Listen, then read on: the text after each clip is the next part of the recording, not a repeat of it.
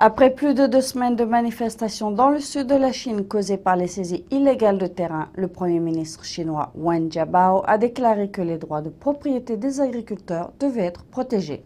Les autorités centrales devront donc multiplier les efforts pour mieux contrôler les responsables communistes au niveau régional qui agissent souvent selon leurs propres lois.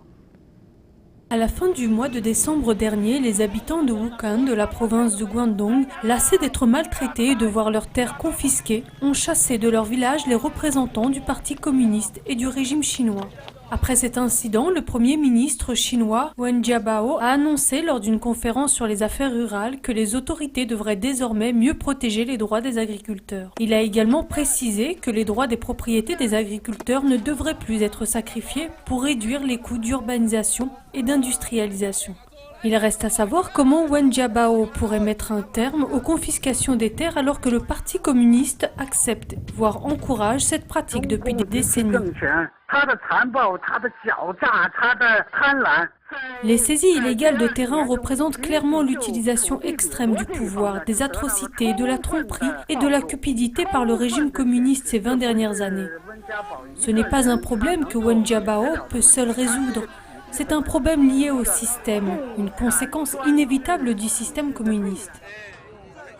Le problème est qu'un grand nombre de ces saisies de terrain sont effectuées par des fonctionnaires sans l'accord des autorités centrales. Ces fonctionnaires semblent extrêmement difficiles à contrôler. En fait, il y a encore beaucoup de personnes occupant des postes à responsabilité qui abusent de leur pouvoir et le font au nom de l'intérêt de la société. En fait, ces actions sont toutes égoïstes. Certains de ces fonctionnaires, sans foi ni loi, vivent de leur pouvoir et des bénéfices de ces confiscations. Le récent incident de Wuhan établit un précédent inquiétant pour le régime. Ce village est le premier à s'être entièrement libéré des fonctionnaires du Parti communiste ces 60 dernières années. Pendant 2 semaines, les habitants ont manifesté et résisté à la police anti-émeute. Un représentant du Parti communiste de la province a finalement été envoyé pour négocier avec les habitants. Il a promis de rendre les terres et de répondre aux autres exigences.